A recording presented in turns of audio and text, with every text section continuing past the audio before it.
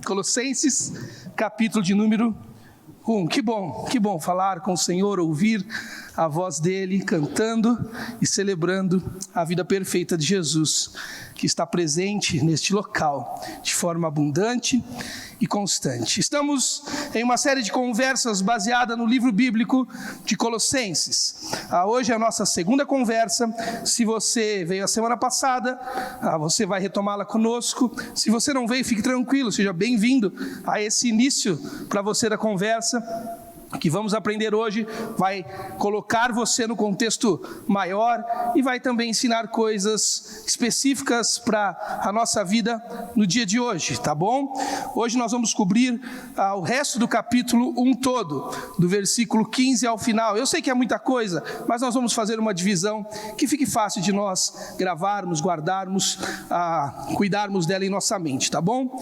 Nós vimos na semana passada que o livro de Colossenses foi um livro escrito pelo apóstolo Paulo, o maior escritor do Novo Testamento, e foi escrito a um grupo de pessoas convertidas a Jesus Cristo, que viviam numa cidade chamada Colossos, uma cidade que ficava na região da Ásia, mais especificamente na região do Vale do Lico, onde passa o rio Lico, ali na Ásia, onde também estava a cidade de Laodiceia e Herápolis, uma região importante, comercialmente importante, onde a cidade de Colossos estava. Ali havia um grupo de crentes convertidos ao Evangelho, a Jesus Cristo, que se reuniam naquele local e que muito provavelmente quem os reuniu como um povo, uma igreja naquele local, foi um homem chamado Epáfras. Epáfras provavelmente ouviu o Evangelho do próprio Paulo, o escritor da carta, no momento onde o apóstolo Paulo viveu na cidade de Éfeso por quase 2 anos e meio. Houve um período da vida do apóstolo Paulo que ele morou em Éfeso. Éfeso era a capital daquela região da Ásia, a mais importante região do Oriente Antigo naquele tempo, e Paulo dali, da Ásia, de Éfeso, a capital da Ásia, ele pregou o Evangelho, fez um trabalho missionário que, diz o texto aqui em Colossenses, que pulverizou, espalhou o Evangelho de Jesus Cristo a quase toda a Ásia Menor, ou pelo menos a informação sobre Jesus. Em algum momento, durante esses 2 anos e meio, Epáfras conheceu Paulo, esteve com Paulo, ouviu o Evangelho, se converteu a Jesus Cristo, voltou à sua cidade natal, a cidade de Colossos, e lá naquela cidade ele reuniu um grupo para quem ele pregou, que se converteu a Jesus, e aquele grupo então se tornou uma igreja do Senhor Jesus Cristo naquela cidade. Aqui é um pouco do contexto histórico. Neste momento temos que olhar o contexto em 2 lugares distintos, diferentes. Primeiro em Colossos e depois em Roma, acontecendo ao mesmo tempo. Enquanto em Roma, Paulo, o escritor da carta, está preso. Paulo está preso na sua 3ª viagem missionária, foi que ele influenciou a Ásia. Agora ele está preso. Paulo foi acusado de sedicismo. Paulo foi acusado de pregar um tipo de mensagem que ia contra a mensagem da religião do império. Ao imperador romano se devia a adoração, e Paulo estava dizendo que não, era a Jesus Cristo, o filho de um carpinteiro simples e pobre de Nazaré, que morreu em Jerusalém, e dizem que ele ressuscitou ao 3º dia. Paulo estava pregando isso, e Paulo estava sendo acusado de sedicismo, de uma traição à religião do império, e consequentemente ao imperador e a todo o império. Paulo então foi preso. Paulo cobrou, por ser cidadão romano, ele cobrou ter uma audiência e um julgamento feito direto pelo imperador. Paulo usou da sua prerrogativa de cidadão romano para que ele fosse julgado pelo imperador e não pelos seus patrícios. Então Paulo agora está em Roma, numa prisão domiciliar, aguardando o seu julgamento. Isso que está acontecendo em Roma. Enquanto isso, tipo filme, sabe? Em Colossos, aquela igreja reunida por Epáfras está sofrendo a influência de uma forte heresia que está chegando na região do Vale do Lico, conhecida na história da teologia, na tradição teológica, como a heresia de Colossos. Por que heresia de Colossos? Porque nós não temos uma informação exata na carta de que tipo de heresia é essa. Como temos, por exemplo, no livro de Gálatas, que sabemos que o problema na igreja ou nas igrejas da Galácia eram judaizantes, crentes, judeus que haviam se convertido ao cristianismo, mas ainda estavam pregando o legalismo judaico. Lá nós sabemos, Paulo diz o que estava acontecendo nas igrejas da Galácia. Aqui não tem uma informação clara de que tipo de heresia é essa que está acontecendo na região do Vale do Lico, especificamente na cidade de Colossos. O que acontece? Epáfras, o cooperador de Paulo, sai da região do Vale do Lico, viaja até Roma, onde Paulo, lembra, está preso, esperando, aguardando julgamento, e conta para Paulo o que estava acontecendo na cidade dele, com os cristãos convertidos ao Evangelho. E Paulo recepciona as informações de Epáfras, e Paulo escreve uma carta, a carta de Colossenses, e pede para que a carta, não é Epáfras que leva, quem leva é Tíquico, e pede para que a carta vá até Colossos, até a cidade, até a igreja de Colossenses, para que as perguntas ou as questões que estavam sendo levantadas na igreja sejam respondidas por Paulo. Então, o que nós temos que fazer para entender a heresia de Colossos? Nós temos que ler a carta, ver as perguntas que Paulo está respondendo, e numa engenharia reversa, imaginar quais são as questões que estão sendo levantadas naquela igreja. Entenderam? Paulo está falando sobre questões, Paulo está respondendo questões que foram levantadas por falsos profetas naquela cidade, e pelas questões nós subentendemos, ou nós fazemos uma engenharia reversa para compreender que heresia era essa que estava sendo pregada. Quando fazemos isso, a tradição teológica chamou isso de heresia de Colossos. Que heresia era essa? Era uma mistura de um montão de coisa, que mais tarde ficou conhecida como a heresia do gnosticismo. Gnosticismo ainda um tanto quanto incipiente no século I, que só no século II vai ganhar um corpo maior. Aqui no século I, o gnosticismo ainda é uma coisa começando. E o que era o gnosticismo? Gnosticismo vem da palavra grega gnosis, que significa conhecimento. O gnosticismo pregava que existia um conhecimento, uma iluminação, que só alguns poucos receberiam, alguns homens específicos, que se encaixassem em algumas categorias específicas. Esses receberiam o conhecimento e a revelação final de todas as coisas. Esses homens seriam os iluminados, os homens do conhecimento. Essa revelação, esse conhecimento não era algo cognitivo, racional, mas era uma revelação espiritual. E para você alcançar este conhecimento, o gnosticismo colocava vários critérios para que você chegasse lá. O gnosticismo dizia que o homem... Vai parar. Alguém vai apertar. Alguém passou no alarme. Não tem ninguém assaltando aqui não, viu, gente? É Atibaia. Fiquem tranquilos. Se você veio de São Paulo, você já começa a ir correndo, né? A pessoa vem de São Paulo, já vou ouvir se ela corre para a porta. Tá? Ainda é Atibaia. Lembre-se que você veio para cá por isso. Tá bom? Para que esses alarmes não te assustassem. Ou pelo menos não tanto. Então, eles pregavam que nós, seres humanos, homens da matéria, estávamos aqui no mundo das coisas físicas, corporais, presos. O gnosticismo dizia que o corpo era a prisão das fagulhas de Deus. E lá, no espiritual, no mundo das coisas não físicas, ou metafísicas, como diria a filosofia, estão as coisas perfeitas, as coisas ideais.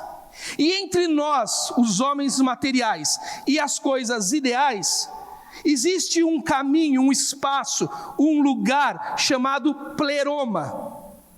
E que neste pleroma habitavam seres celestiais, tipo Eternos da Marvel, tá ligado? Igualzinho. Habitavam seres celestiais, que eles chamavam os gnósticos, muito louco eles, né? Chamavam de íons. E esses seres espirituais, eles habitavam os corpos celestes, como a lua, o sol, as estrelas. E qual era o objetivo do homem? Matéria má. Para chegar no espírito bom, era avançar por meio do pleroma, apaziguando, acalmando, agradando os íons, os seres celestiais, ou como Paulo vai usar a expressão várias vezes, expressão do gnosticismo, princípios elementares. Quando você vê na Bíblia princípios elementares, é desses íons da cultura gnóstica que Paulo está se remetendo. E como você fazia isso? Como você saía do ponto A e chegava ao ponto B passando pelo pleroma? Seguindo alguns critérios. E aí vinha a misturada toda do gnosticismo. Você tinha que ser cristão. Olha que loucura. Jesus era bom. Você tinha que ser cristão. Mas você também tinha que cumprir a lei judaica. Você tinha que conhecer a religião judaica, as leis do judaísmo, e você tinha que cumprir o legalismo judaico. Você tinha que também fazer uma espécie de asceticismo da matéria. Você tinha que crer que a matéria era má. Então você tinha que se desapegar de todos os prazeres da matéria. Você tinha que ter uma teoria também na mente meio neoplatônica. Lembra do Platão, da cultura grega? O Platão pregava o seguinte: você tem que guardar isso, isso é importante para o livro de Colossenses. Bem simples, não vou te ensinar filosofia não, é bem simples. Platão tinha um negócio chamado mundo das ideias, que ele descreveu numa metáfora muito conhecida que todo mundo estudou na escola, você só não se ligou que era isso, chamado o mito da caverna. Lembra do mito da caverna? Alguns homens numa caverna, presos, olhando para uma parede, de costas para a entrada da caverna, tudo que passava na porta da caverna jogava luz e sombra na parede. E para aqueles homens presos na caverna, toda a realidade que existia eram as sombras da parede. Eles viviam presos na sombra da realidade e nunca alcançavam a realidade. O gnosticismo se apropriou da teoria platônica no século I, já um neoplatonismo. E ele pregou que nós, a matéria, somos maus e que o espírito é bom. Que entre nós, a matéria é má e o espírito que é bom, há um pleroma cheio de íons. Que Jesus Cristo é um dos íons. Que você tem que apaziguar, acalmar, agradar os íons até passar pelo pleroma e chegar na parte espiritual boa, que é Deus, ou o Deus dos gnósticos, ou o conhecimento para os gnósticos. Como você apazigua? Crendo em Jesus, cumprindo a lei judaica, abandonando o prazer do corpo, fazendo um asceticismo, crendo na teoria neoplatônica de que o corpo é mau, o espírito é bom. Tudo isso que Paulo está respondendo numa carta. Olha que legal, em 4 capítulos. Então tem que saber, tem que conseguir falar rápido, né? Porque Paulo fez em 4 capítulos, por que a gente não consegue? É basicamente isso. Aí você fala: nossa, Joel, que coisa engraçada. Eu até vejo alguns pontos em comuns com os nossos dias. Não, não são alguns pontos. São todos os pontos. A heresia de Colossos era extremamente contemporânea. Todas as heresias correntes no nosso tempo sobre espiritualidade falam exatamente das coisas que a heresia pregada na igreja de Colossenses falava. Nós temos uma mente de espiritualidade totalmente dualística, platônica, de que a matéria é má e o espírito é bom. Pergunte para quem quiser, eu falei a semana passada, lembram? Se eu perguntar a vocês: você vai para o céu? Você fala o quê? Estou tentando. Porque eu sou mau. Porque eu sou ruim. E nós sabemos que nós somos pecadores mesmos. Mas a ideia de que toda a matéria é má. Você quer um exemplo? Quem é crente há muito tempo? Há muito tempo. E quem também não é crente há muito tempo? O que você mais ouviu na igreja quando você era jovem? Cuidado com o mundo. Já ouviu isso? Ó, o mundo. Fica na igreja, irmão, porque lá tem o mundo. Porque diz João: não ameis o mundo e nem as coisas que no mundo há. João nunca falou de mundo, lugar físico. A palavra mundo em João podia ser traduzida literalmente para ideologia. João falou: não ame as ideologias deste tempo, e não a parte física do mundo. Não a parte física do mundo. Porque o mundo não é bom, não é mau essencialmente, ele é uma criação de Deus. Não há como o homem que conhece a Jesus viver fora do mundo, só se ele morrer. Porque não dá para separar o vivente da vida. Quando alguém vira para mim e fala, pastor, eu abandonei o mundo, eu falo, mas vai morrer? Não tem como abandonar o mundo é onde você vive. Talvez você está querendo dizer que você está abandonando uma ideologia, uma forma de pensar as coisas. Mas nós tratamos o mundo como o lugar. Como nós criamos os nossos filhos quando somos crentes. Não vai lá, não vê isso. E óbvio que há lugares para não se ir, coisas para não se ver, mas não porque o lugar é mau, mas porque ele foi corrompido por uma ideologia má. Eu lembro quando eu era pastor em Jacarí, lá em Jacarí tem uma festa agropecuária muito famosa, e quando chegava a época da festa, os pais começavam, pastor, tem que fazer alguma coisa para os adolescentes, os jovens não quererem ir na festa agropecuária. Eu não sou animador de programa, né? Aí tinha o show do Luan Santana. Aí todo mundo queria ir no show do Luan Santana. E eu dizia para os pais, ir no show do Luan Santana não é pecado, no máximo é mau gosto. No máximo. Mas pecado não é. Porque o lugar não é mau. Mas a maneira como interagimos a nossa espiritualidade com as coisas é que danifica.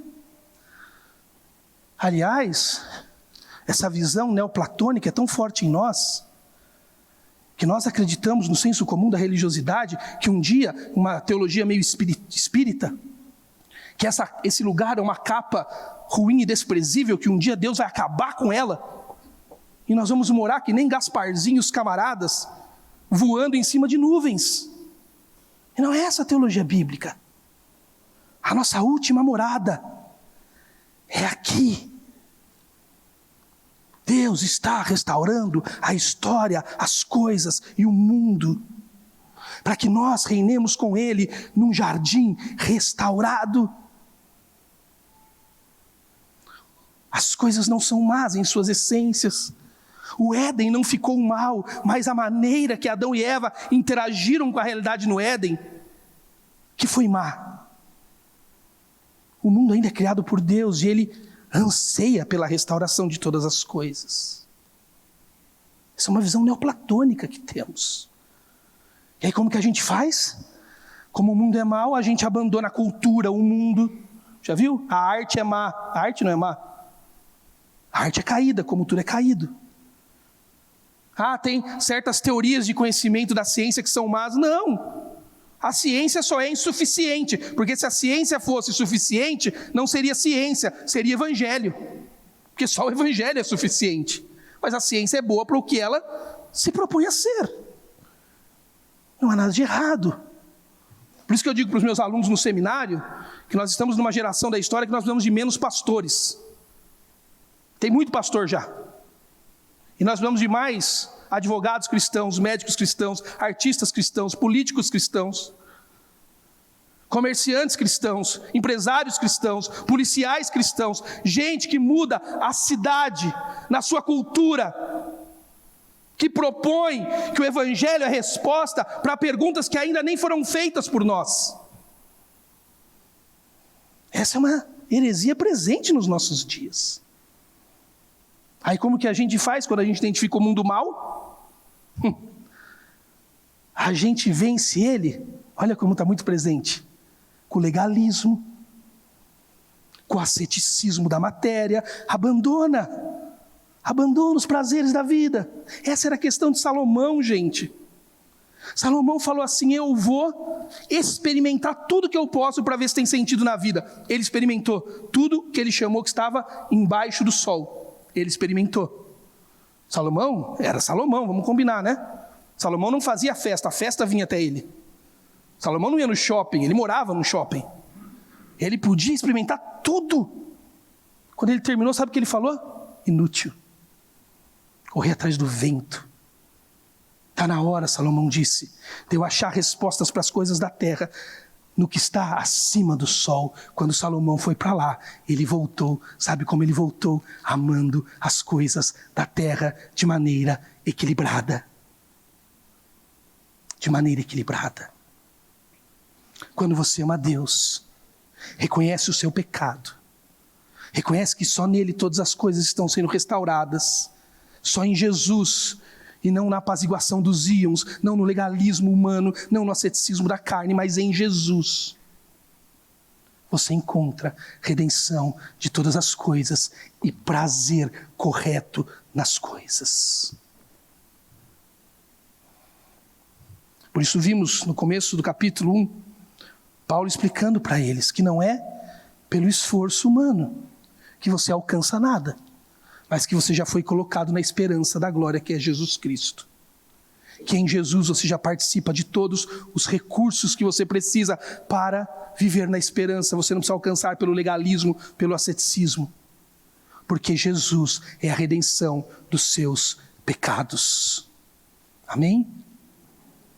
Aí Paulo termina a sessão que lemos a semana passada, assim no versículo 13. Pois ele, guarde essa expressão, pois ele nos resgatou do domínio das trevas e nos transportou para o reino do seu Filho amado, em quem temos a redenção, a saber, o perdão dos pecados.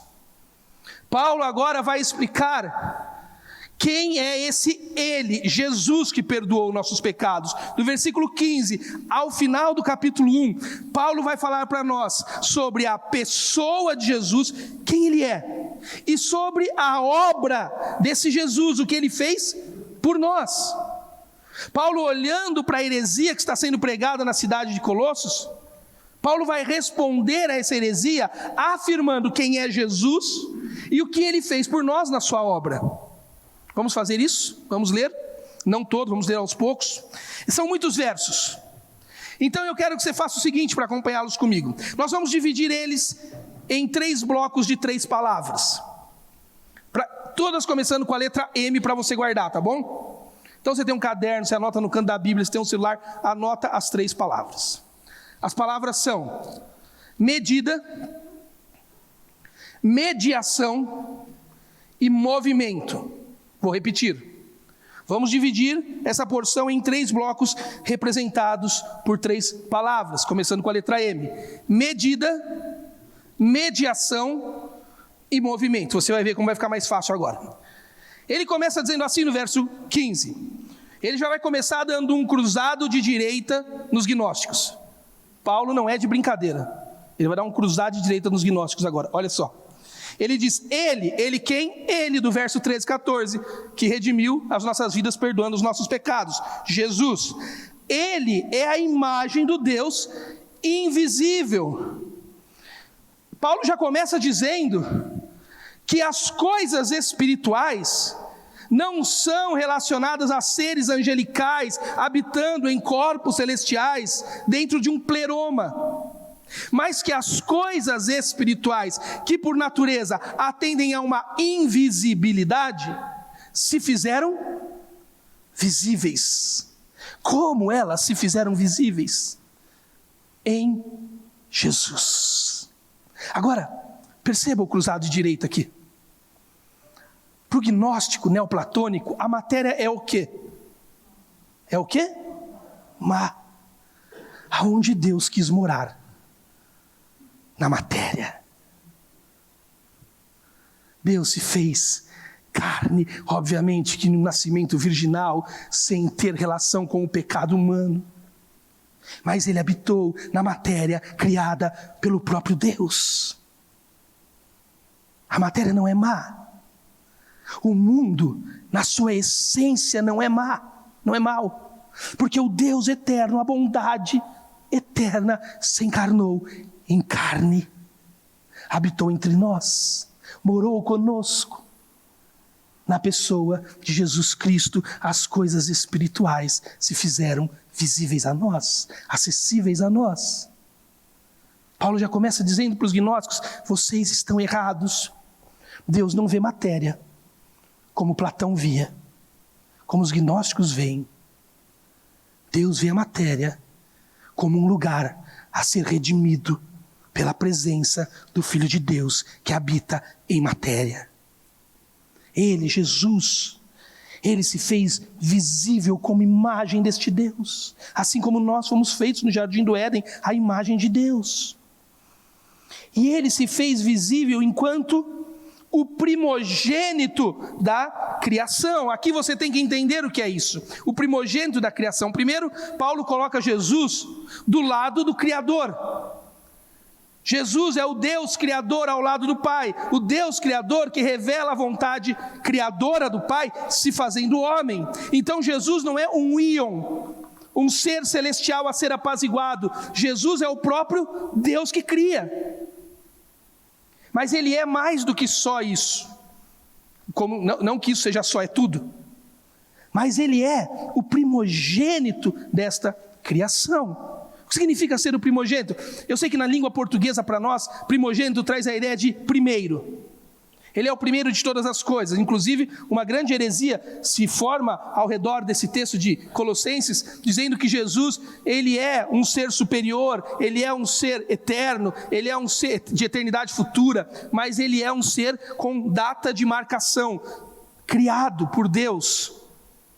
Que Jesus é um Deus criado pelo Deus Pai. Isso não é verdade. Porque Jesus é o Deus eterno, uma das pessoas da Trindade. Aqui na lógica em Colossenses, a palavra primogênito é a palavra grega protótokos, que também traz para a língua portuguesa a ideia de um protótipo ou um tipo. Jesus é na criação primeira, aquela que Ele agiu para realizar, Ele é o protótipo da criação. Por isso Jesus é a imagem do Deus invisível. Porque eu e você fomos feitos ao quê? A imagem de Deus. Mas a imagem de Deus é o quê? É invisível. Como a imagem de Deus se fez visível? Em Jesus. Como então nós fomos feitos a uma imagem que outrora era invisível? Porque fomos feitos na criação em Jesus. Jesus é a visualização da invisibilidade de Deus que possibilita que eu e você sejamos feitos à imagem dele. Quando olhamos para Jesus, Jesus é o que de Deus podemos conhecer. E quando declaramos que fomos feitos à imagem de Deus, estamos declarando que fomos feitos segundo a imagem do Filho de Deus. Porque Ele é o tipo, o protótipo, Ele é a forma na qual Deus forjou imagem e semelhança nossa. Nós olhamos para Jesus, Deus em carne, e vemos a invisibilidade do Deus eterno e perfeito. Deus trabalha muito com esse conceito de imagem no Antigo Testamento. A palavra imagem no hebraico veterotestamentário é a palavra telen, que traz para a língua portuguesa nossa a ideia de uma estátua, ou também, mais similar à palavra telen, um totem. Já viu um totem quando você vai no cinema e tem o totem daquele ator do filme e você põe a carinha para tirar uma foto? Isso que é imagem no Antigo Testamento. Deus fez uma imagem para revelar quem Ele era em nós, através de Cristo. Nós traímos o Criador e a nossa imagem caiu. Sabe o que Deus fez? Ele visualizou a sua imagem em Jesus, para que nós olhássemos para Ele e víssemos Deus nele e víssemos a possibilidade de em Cristo de novo sermos a imagem de Deus. Lindo isso. Eu estava aqui sentado ouvindo vocês cantarem e eu vi o Maurício ali e o Pércio ali. Aí eu vi os filhos do Pércio aqui vendo ele tocar piano. Eles nunca sentam aqui, eles estavam aqui porque estavam tocando piano. E eu vi o Arthur ali vendo o Maurício tocar bateria. E sabe o que eles estavam vendo? Imagens referenciais para eles. Homens que os filhos olham e dizem: meu pai, quando eu crescer eu vou tocar piano assim, eu vou tocar bateria desse jeito, eu vou ser da banda da igreja. Quando olhamos para Jesus, o encarnado de Deus, o Filho amado, nós precisamos olhar e dizer: é para aquele lugar, para aquela imagem que eu estou indo. Jesus está nesta manhã aqui. E a mesma admiração que o Arthur revelou olhando o Maurício, o Pai deseja que nós também sintamos olhando para o Filho dele, Jesus Cristo. Porque Ele é a imagem desse Deus. Ele é a primogenitura. Porque nele foram criados todas as coisas. Por isso que fomos criados nele. Porque ele é a imagem revelada de Deus, na qual fomos criados. As coisas que estão nos céus e na terra, as visíveis e as invisíveis, sejam tronos, soberanias, poderes e autoridades. Todas as coisas foram criadas por ele e para ele. Se você tem uma Bíblia que não é NVI, talvez aí esteja escrito principados e potestades. É a palavra, a expressão, as expressões que Paulo sempre utiliza para falar de seres celestiais. Principados e potestades. Lembram que havia no pleroma os íons, que nós tínhamos que apaziguar para chegar até Deus? Os principados e potestades. Jesus era mais um dos pleromas. Paulo está dizendo não. Para que adorar anjos, seres celestiais, íons, princípios elementares, se você pode adorar o Criador de todas essas coisas, Jesus Cristo, porque nele, por ele e para ele, eu, você e todas as demais coisas fomos criados. Por isso Jesus Cristo é a medida de toda a realidade. Jesus é que mede toda a realidade. Todas as vezes que eu vou exortar os meus filhos, e não são poucas,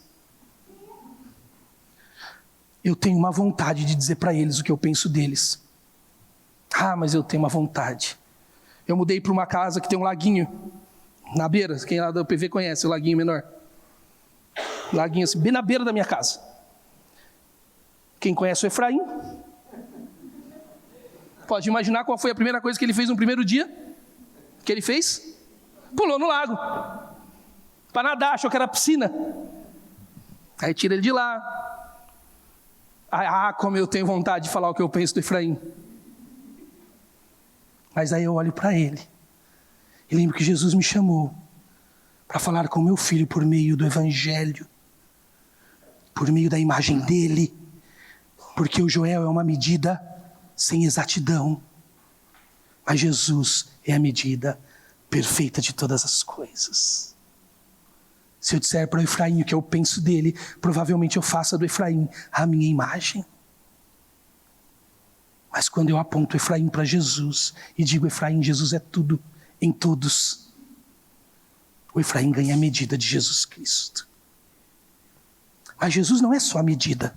Ele é a mediação também. Olha o que diz do verso 17 em diante. Ele é antes de todas as coisas e nele tudo subsiste. Verso 18. Ele é o cabeça do corpo que é a igreja. Ele é o princípio de novo. E ele é o primogênito. A segunda vez que a palavra protótocos aparece. Mas agora não mais da criação. Agora dentre os mortos, para que em tudo tenha a supremacia, pois foi do agrado de Deus que nele habitasse toda a plenitude, e por meio dele reconciliasse consigo todas as coisas, as que estão na terra, no céu, estabelecendo a paz pelo sangue de Jesus. Ele é a medida de todas as coisas. Qual é o problema da medida? É que a medida caiu, a medida sofreu os efeitos do pecado humano. O homem que era medido por Deus na revelação do Filho, criado à imagem de Deus, por meio da imagem do Filho, pecou contra o seu Criador. Não temos a medida de Deus. Casais brigam, e quando brigam, poderiam resolver, porque olham um para o outro na medida do Criador, mas nós não olhamos, porque entre nós e o outro existe uma coisa chamada pecado. A medida caiu. Queda na palavra de Deus, queda na teologia, é a ideia de você cair do ideal. Isso é pecado. Pecado é queda, é você cair do ideal. Pecado não é um comportamento específico que eu ou você temos. Ele se traduz em um comportamento. Mas pecado é que você estava aqui, nesta medida, e você caiu da medida. Você caiu da medida. Sabe quando você olha para alguém que não conhece Jesus e fala: é tão fácil resolver isso com a sua esposa. Não, não é. Porque ele não tem a medida. E talvez ele conheça Jesus, mas não viva na medida. Sabe o que Jesus fez? Jesus se fez não só a medida, mas ele se tornou a mediação. Ele se fez homem. Veio ao mundo. Morreu morte de cruz. No terceiro dia o que ele fez? Ele ressurgiu dos mortos, tal qual na criação, se fazendo a primogenitura, o protótipo, o tipo de uma nova criação, a saber, o povo de Deus. Uau! Eu e você fomos não só criados na medida de Deus, mas uma vez que nós reconhecemos que Jesus morreu na cruz pelos nossos pecados e ressuscitou ao terceiro dia, vencendo a morte que era contra nós, eu e você somos chamados para viver num povo no qual Ele é o protótipo de novo, tal qual foi na criação, e agora eu e você fomos mediados para voltar à medida que é Jesus Cristo. Isso é o Evangelho. Estávamos na medida, porque Jesus era o protótipo da nossa criação. Pecamos, caímos da medida.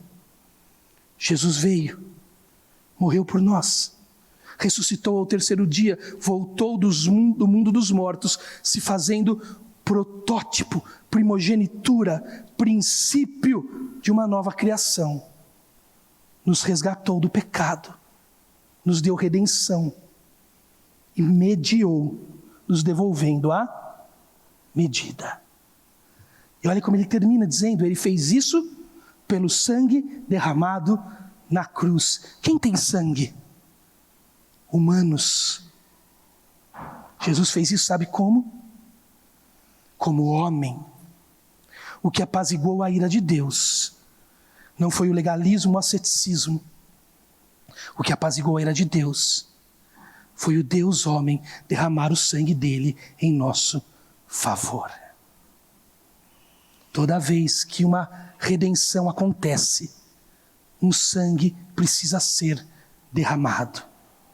Não cabia o meu, não era suficiente o seu.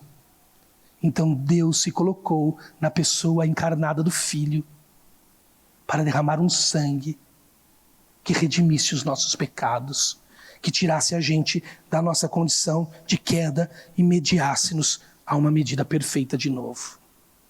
Por fim, Paulo vai terminar dizendo, nos últimos versos, que uma vez que fomos mediados na medida de Deus, Ele nos colocou em movimento. Olha o que ele diz no verso 21, em duas partes, do 21 ao 23 e o restante. Antes vocês estavam separados de Deus. Na mente de vocês eram inimigos por causa do mau procedimento de vocês. Nós estávamos caídos, sem medida. Mas agora Ele os reconciliou pelo corpo físico de Cristo, mediante a morte, para apresentá-los diante dele santos, inculpáveis e livres de qualquer acusação. Ele está dizendo, Ele mediou vocês em uma medida perfeita para colocar vocês em um corpo físico. No Novo Testamento, o corpo físico de Jesus é o quê? No Novo Testamento, o corpo físico de Jesus é o quê? A igreja. A igreja. Você estava na medida dele, na criação. Você caiu. Jesus veio, morreu, ressuscitou dos mortos, sendo primogenitura dentre os mortos de uma nova criação, o protótipo. Ele mediou você na medida. Agora, Ele, na medida de novo que estamos, Ele te colocou em movimento, em um corpo, a saber, o corpo de Cristo, a igreja, do qual Ele é o cabeça. Olha que lindo. Ele diz assim, desde que continuem alicerçados e firmes na fé, sem se afastarem da esperança do Evangelho, que vocês ouviram e tem sido proclamado a todos que estão debaixo do céu. Esse é o Evangelho do qual eu, Paulo, me tornei ministro. Só um parênteses aqui. Se você quiser pagar um café para mim, depois eu te conto mais sobre isso. Ele não está falando de perda de salvação. Não é isso que Paulo está falando. Se você se mantiver firme. Paulo está dizendo, como Lutero dizia, né, que todos nós somos mulas, ou montadas por Deus ou montadas pelo diabo. Mas no final a gente é mula. Porque a gente decidiu ser inimigo de Deus um dia. Não são palavras minhas, por favor, não se sinta ofendido. É de Martim Lutero. Fala com ele, se você achar ele. E ele falou de mim também. Mas o que Paulo está dizendo é que todos nós, mais cedo ou mais tarde, vamos revelar pelos frutos se de fato recebemos a medida de Deus por meio da mediação e colocamos ela no movimento do corpo físico, que é a igreja de Jesus. Sabe essa cultura que temos hoje dos desigrejados? O cara que fala assim, eu amo Jesus, louvo a Ele, oro. É o cara do culto online. Eu assisto um sermão por domingo, dou meu dízimo na internet. Nem é dízimo, aqui na Review a gente não fala dízimo, fala generosidade, mas eu dou contribuição, porque a Bíblia nos manda contribuir, mas a gente não fala de parte dizimal. Eu dou minha oferta lá na internet, eu ouço a música que eu quero, de louvor, mas eu não preciso da igreja física. Isso é totalmente contra o Novo Testamento. A igreja, o corpo físico de Jesus, do qual Ele é o cabeça, tomado das imperfeições humanas, porque o pecado ainda habita em nós, é o espaço onde Deus está nos trabalhando para nos colocar na eternidade.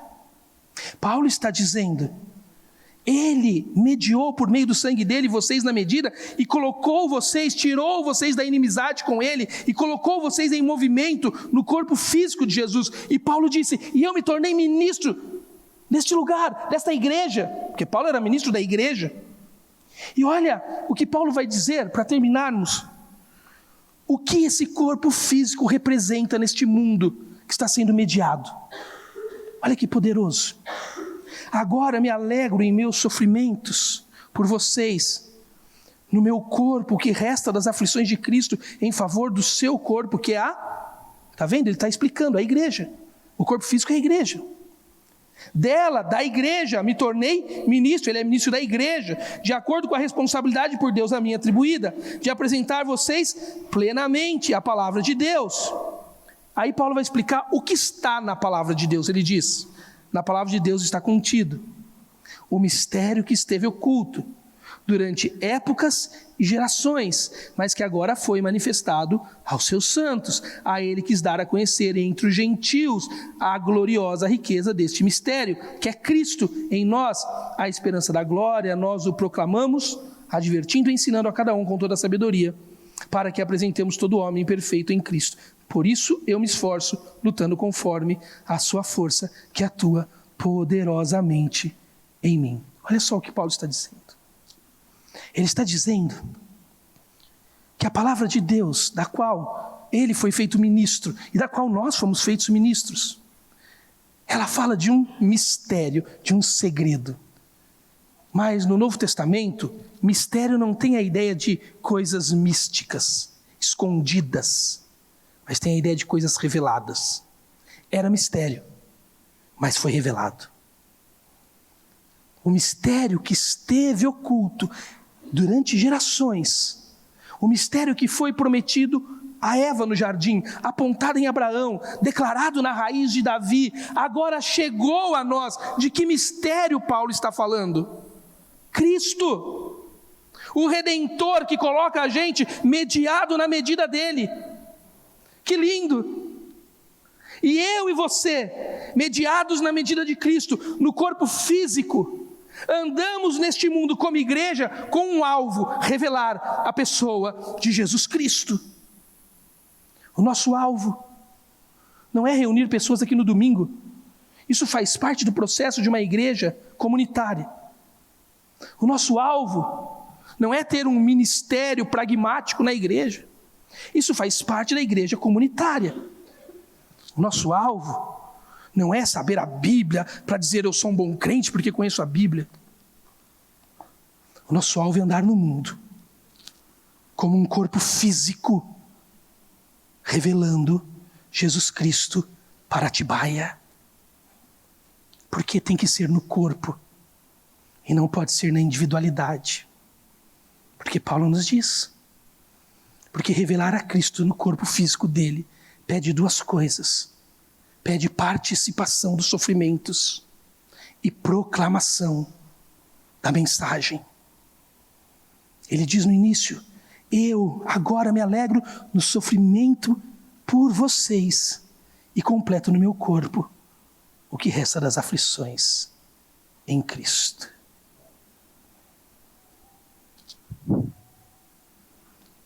Eu e minha esposa somos casados, não apenas porque ela é linda e porque eu amo ela,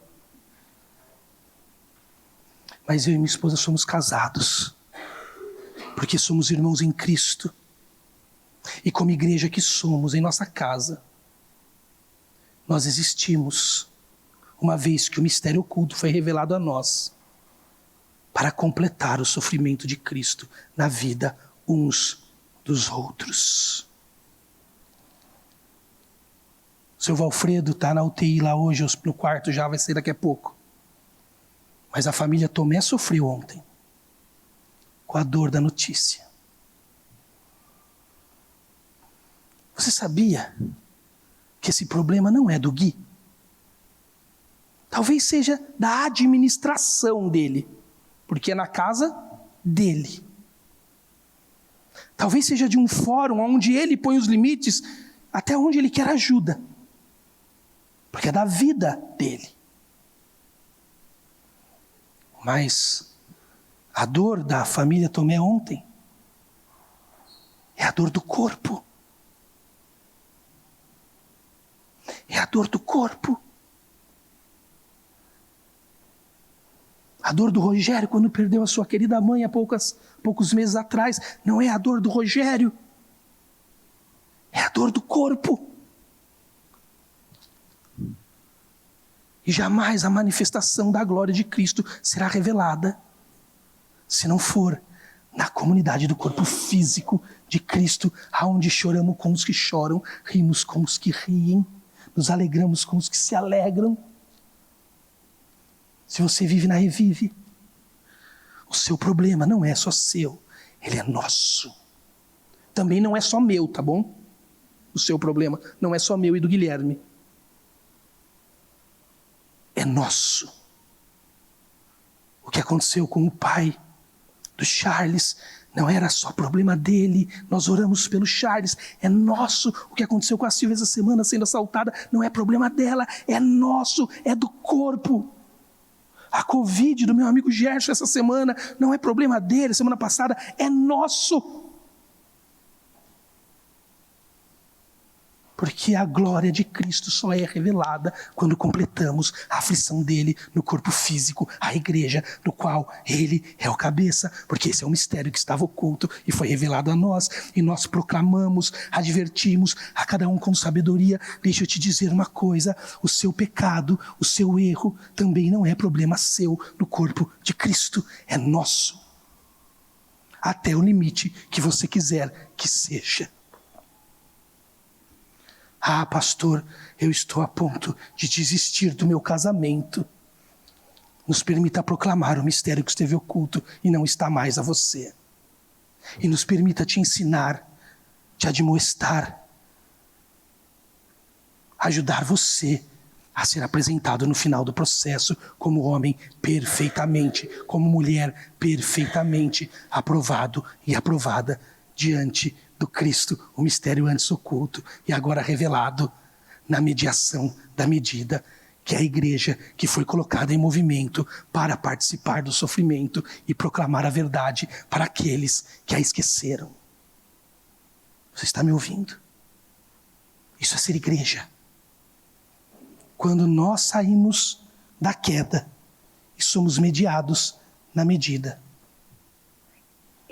nós precisamos entrar num movimento de fisicalidade de Cristo, a igreja, para revelar o mistério oculto, participando da dor de Cristo no corpo dele, do que resta, e proclamando as virtudes dele, àqueles que vão ser apresentados plenamente, segundo a imagem do Filho de Deus. É disso que Paulo está falando. Medida, mediação, movimento. Essa é a vida cristã. Você um dia foi medido pelo primogênito da criação. Se você está em Cristo, salvo por Ele, você foi mediado pelo primogênito dentre os mortos. E se você está aqui na Reviva, em qualquer outra igreja local, você está em movimento no corpo físico de Cristo. Aquele que antes você era inimigo e agora é amigo. Para que você proclame e participe no corpo de Cristo por meio do mistério antes oculto e agora revelado, a saber, Cristo, a sua gloriosa imagem, presença e poder. Deixa eu orar por você esta manhã. Senhor Jesus Cristo, somos gratos ao Senhor por esse tempo que tivemos aqui. Quantas verdades nesta porção. Quantas verdades tivemos a semana passada, quantas verdades hoje. E eu sei que ao longo das próximas semanas, até o capítulo 4, muitas outras virão. Obrigado pela sua palavra, Jesus, simples, eficaz, que tem como fim primeiro, último, a convergência da pessoa do teu Filho. Não só o teu Filho para nós, mas hoje o teu Filho em nós. A esperança da glória. Obrigado porque um dia o Senhor nos viu na queda, na perdição, sem medida para medir a vida corretamente, sem mais o protótipo da medida perfeita que era a imagem de Jesus Cristo, a visualidade da sua imagem, Deus. Obrigado porque nos vendo assim, Jesus não julgou ser Deus como algo que devia pegar-se, se fez homem, morreu morte de cruz, veio ao mundo. Ressuscitou dos mortos, se tornando uma nova primogenitura de uma nova criação. A primogenitura dentre os mortos, da onde eu fui ressuscitado, morrendo para mim e ressuscitando para Cristo. E fui colocado no movimento de um corpo agora, físico de Jesus, que é a igreja. Não uma instituição, não um domingo. Não a terceirização de uma pastoral. Mas um corpo físico que anda na coletividade comunitária, participando e proclamando. Não por meio de profissionais da fé, mas por meio de uma comunidade comprometida em amar e ser amada. Porque o que temos, Jesus, é a riqueza, é o Senhor.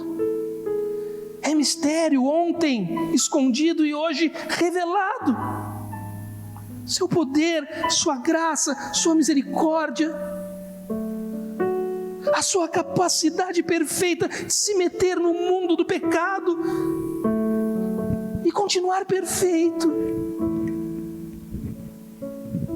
e restaurar as imperfeições deste mundo e desse tempo, por meio da redenção do seu sangue. Jesus, nós que já temos essa mensagem gravada em nossos corações, claras em nossas mentes, pedimos que o Senhor mostre todos os dias a importância dela. Os que estão aqui ainda não têm, que o Senhor revele a eles a importância de mediá-los, na medida que o Senhor Jesus ensine-os a desistir de si, a entregar a si para o Senhor, e declarar que morremos para nós e ressuscitamos com o Senhor na primogenitura dos mortos, para uma nova criação, para uma mediação da medida e para um movimento no seu corpo. Já nos ajuda, Jesus. Amém e amém.